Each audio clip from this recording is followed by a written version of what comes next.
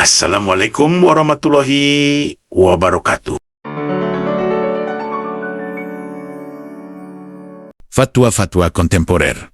Syekh Yusuf Al-Qaradawi. Hukum orang yang meninggalkan sholat.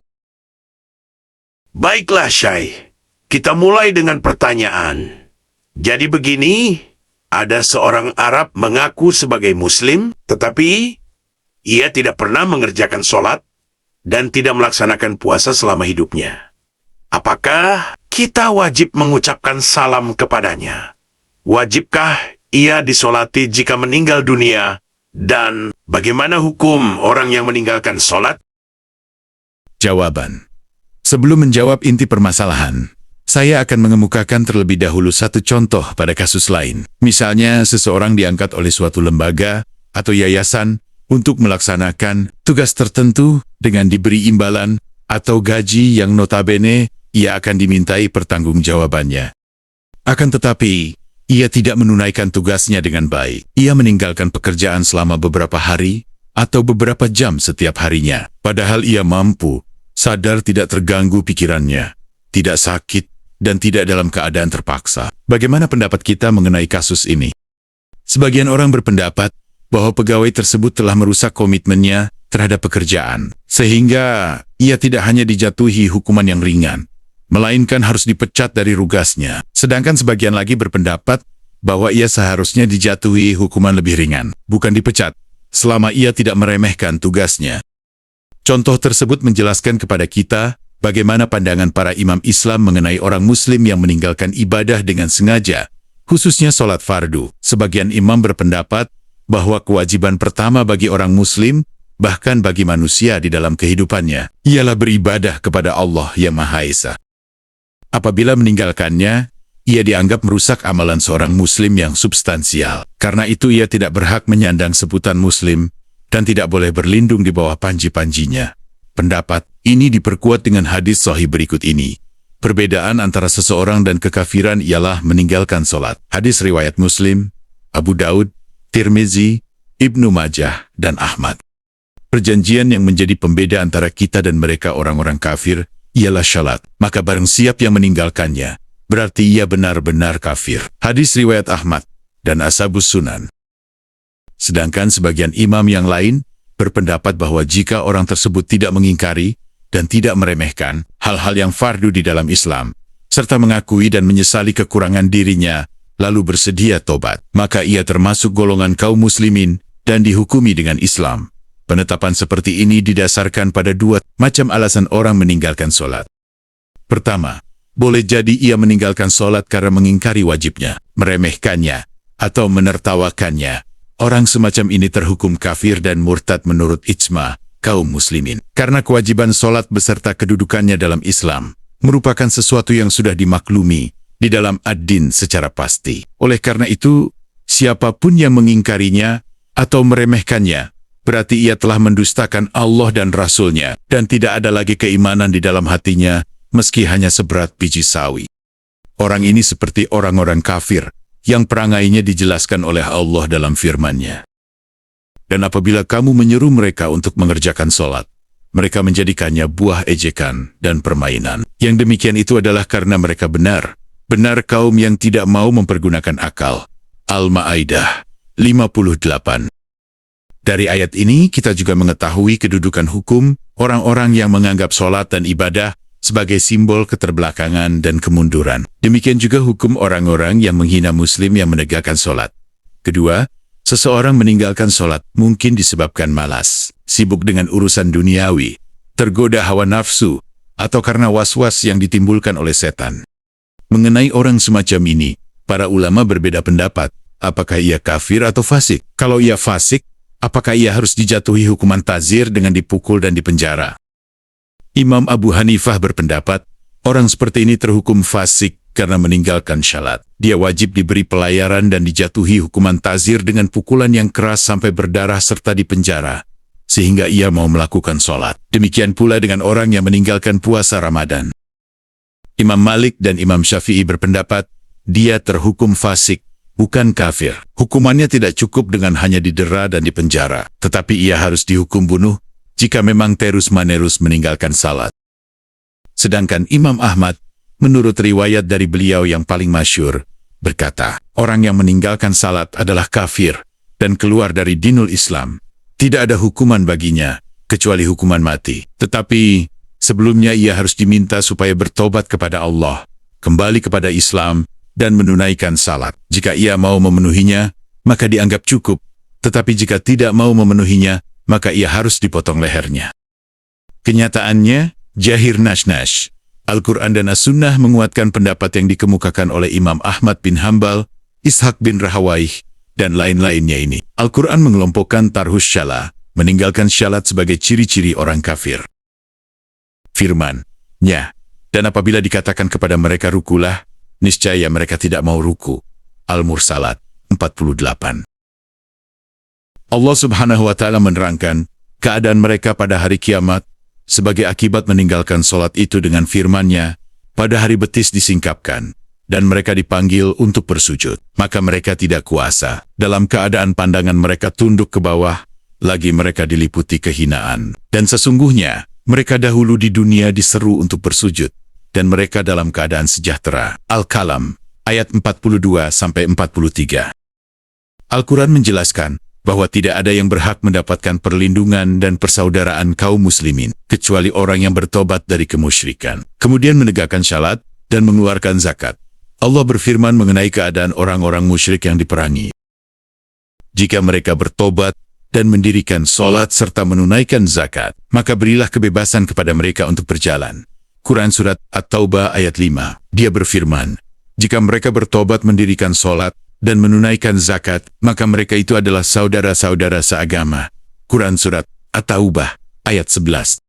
Al-Quran juga menceritakan kepada kita mengenai salah satu gambaran akhirat melalui dialog orang-orang mukmin ashabul yamin dengan orang-orang kafir, penghuni neraka sakar. Apakah yang memasukkan kamu ke dalam neraka sakor? Mereka menjawab, kami dulu tidak termasuk orang-orang yang mengerjakan syalat, dan kami tidak pula memberi makan orang miskin. Dan adalah kami membicarakan yang batil, bersama dengan orang-orang membicarakan. Dan adalah kami mendustakan hari pembalasan. Quran Surat Al-Mudatsir, ayat 42-46. Ayat tersebut menunjukkan bahwa lambang kekafiran dan dosa mereka yang pertama ialah meninggalkan syalat. Selain ayat-ayat tersebut, kita dapati beberapa hadis Nabi SAW yang menguatkan pendapat tentang kafirnya orang yang tidak mau melaksanakan sholat. Diriwayatkan dari Jabir radhiyallahu anhu bahwa Nabi SAW bersabda, perbedaan antara seseorang dan kekafiran ialah meninggalkan salat. Hadis riwayat Muslim.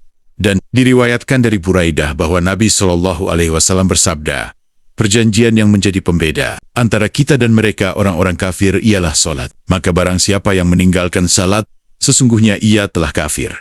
Hadis riwayat Imam 5.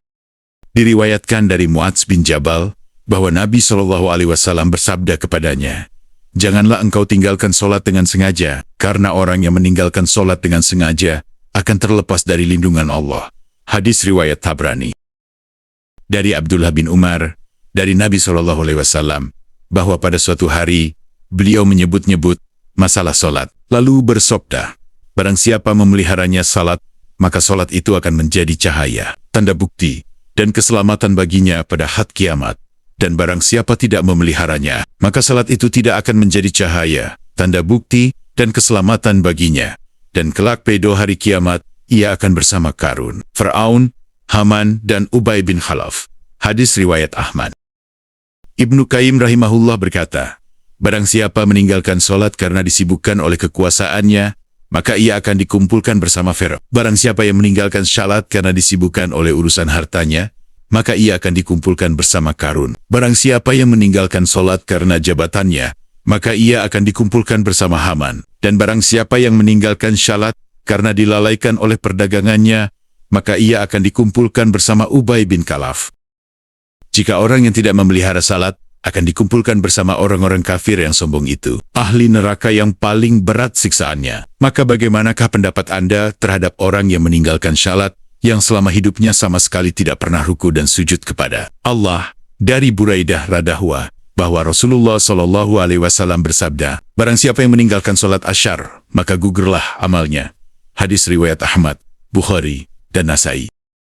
Apabila meninggalkan satu sholat fardu saja dapat menggugurkan amal, bagaimana dengan orang yang meninggalkan semua sholat fardu? Abu Hurairah radhiyallahu anhu meriwayatkan bahwa Nabi SAW ingin membakar rumah kaum yang meninggalkan salat jamaah. Maka bagaimana dengan orang yang tidak melaksanakan sholat sama sekali? Al-Quran menjelaskan bahwa orang-orang munafik merasa malas apabila hendak melakukan syalat. Maka bagaimana dengan orang yang tidak pernah bangkit melakukan salat baik dalam keadaan bersemangat maupun malas? Inilah nas-nas Al-Quran dan Sunnah mengenai orang yang meninggalkan salat. Oleh karena itu, tidak ada seorang pun sahabat yang berbeda pendapat mengenai kafirnya orang yang meninggalkan syatat dengan sengaja. Orang seperti ini dianggap telah keluar dari dinul Islam. Imam Tirmizi meriwayatkan dan sekaligus mengesahkan riwayat tersebut dari Abdullah bin Syakik Al-Ukaili. Ia berkata, sahabat-sahabat Rasulullah SAW tidak memandang suatu amalan yang jika ditinggalkan dihukumi kafir, kecuali sholat. Ungkapan perawi itu, bahwa para sahabat telah sepakat tentang hal ini. Karena itu pendapat tersebut tidak dinisbatkan kepada salah seorang dari mereka. Para ahli ilmu dan atsar meriwayatkan dari para sahabat, tabi'in, dan para fuqaha hadits, sebagai berikut. Diriwayatkan dari Ali karamallahu wajah, beliau berkata, barang siapa yang tidak melaksanakan sholat, maka ia adalah kafir. Ibnu Abbas berkata, barang siapa meninggalkan salat, maka sesungguhnya ia telah kafir. Ibnu Mas'ud berkata, barang siapa meninggalkan sholat, maka tidak ada din atau agama baginya. Jabir bin Abdullah berkata, barang siapa yang tidak melaksanakan sholat, maka ia adalah kafir. Dan diriwayatkan dari Abu Darda, ia berkata, tidak ada iman bagi orang yang tidak syalat, dan tidak ada sholat bagi orang yang tidak berwudu. Muhammad bin Nasir al-Maruzi di dalam kitabnya mengatakan, saya mendengar Ishak, yakni Ibnu Rahawai berkata, telah sah riwayat dari Nabi SAW bahwa orang yang meninggalkan salat terhukum kafir. Demikian juga pendapat orang-orang yang memiliki pengetahuan riwayat dari Nabi SAW bahwa orang yang meninggalkan salat dengan sengaja tanpa udzur sehingga habis waktunya, maka ia adalah kafir.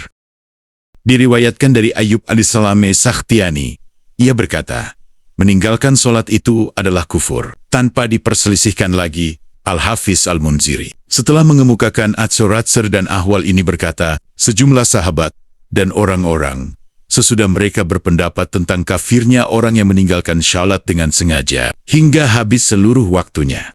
Mereka antara lain Umar bin Khattab, Abdullah bin Mas'ud, Abdullah bin Abbas, Muadz bin Jabal, Jabir bin Abdullah, dan Abu Darda radhiyallahu anhu. Sedangkan mereka yang bukan dari generasi sahabat, antara lain Ahmad bin Hanbal, Ishaq bin Rahawai, Abdullah bin Al-Mubarak, An-Nakhai, Al-Hakam bin Utaibah, Ayub As-Sakhtiani, Abu Daud Al-Thayalisi, Abu Bakar bin Abi Syaibah, Zuhair bin Harb, dan lain-lainnya rahimahumullah ta'ala. Demikianlah beberapa riwayat yang disampaikan oleh para imam dan hufaz dari para sahabat dan orang-orang sesudah mereka mengenai hukum orang yang meninggalkan sholat fardu dengan sengaja hingga habis waktunya. Maka bagaimana pendapat mereka mengenai orang yang dalam hidupnya tidak pernah sehari pun meletakkan dahinya untuk bersujud kepada Allah? Itulah status hukum orang yang meninggalkan sholat. Dia termasuk kafir jika meninggalkannya karena mengingkari atau meremehkan kewajiban sholat. Tetapi, jika ia tidak mengingkari dan tidak meremehkan kewajiban sholat, maka keadaannya antara kafir murtad atau fasik dan jauh dari Allah, sebagaimana jahir hadis, fatwa para sahabat, dan orang-orang sesudah mereka. Alhasil, pendapat yang paling ringan mengenai masalah ini ialah, orang tersebut terhukum fasik yang dikhawatirkan kafir, karena tidak diragukan lagi bahwa dosa bisa menyeret kepada dosa lain, sehingga dosa yang kecil bisa menjadi besar, dan dosa-dosa besar bisa menyeret kepada kekafiran. Oleh karena itu, setiap orang yang mengaku dirinya sebagai muslim, wajib mengoreksi dirinya, bertobat kepada Rabb-nya, meluruskan keyakinan terhadap agamanya, dan rajin menegakkan sholat. Hal ini wajib sebagaimana kewajiban setiap muslim untuk memutuskan hubungan dengan orang yang meninggalkan salat. Dalam hal ini, orang yang terus-menerus meninggalkannya, padahal telah diberi nasihat, disuruh berbuat yang ma'ruf, dan dicegah dari berbuat munkar. Imam Ibnu Taimiyah mengulas tentang orang yang meninggalkan sholat secara lebih detail. Tidak boleh memberikan salam kepadanya, dan tidak boleh mendatangi undangannya. Demikian juga tidak diperbolehkan bagi seorang ayah menikahkan putrinya dengan lelaki yang meninggalkan syalat, karena pada hakikatnya ia bukan muslim, sehingga tidak layak menikah dengan putrinya, serta tidak dapat menjamin keamanan atasnya dan atas anak-anaknya. Bagi pengurus suatu organisasi atau yayasan, tidak diperbolehkan menerima karyawan, orang yang meninggalkan sholat, karena hal ini berarti memberinya gaji dengan rezeki Allah, padahal ia bermaksiat kepada Allah. Barang siapa menyia-nyiakan hak Allah yang telah menciptakannya dan menyempurnakan kejadiannya, maka terhadap hak hamba-hamba ia akan lebih tidak peduli lagi. Dari sini tampak jelas bagaimana tanggung jawab masyarakat terhadap ibadah fardu yang merupakan tiang agama ini. Ibadah yang tidak boleh ditinggalkan oleh setiap muslim dengan alasan apapun, kecuali jika ia ditimpa suatu penyakit yang menghilangkan kesadarannya, hingga tidak dapat lagi memahami suatu perkataan. Namun demikian, apabila penyakitnya lebih ringan, maka kewajiban sholat yang dipikulnya tidak gugur. Meskipun ia harus melakukannya dengan duduk karena lumpuh, atau dalam keadaan masih diperban setelah operasi. Terhadap orang sakit, syariat mengaturnya secara khusus. Hendaklah seseorang bersuci sesuai kemampuan. Demikian juga dalam hal mengerjakan sholat. Janganlah seseorang meninggalkan sholat. Bersucilah dengan air. Jika tidak dapat, maka bertayamumlah dengan tanah atau debu yang suci. Sholatlah dengan berdiri.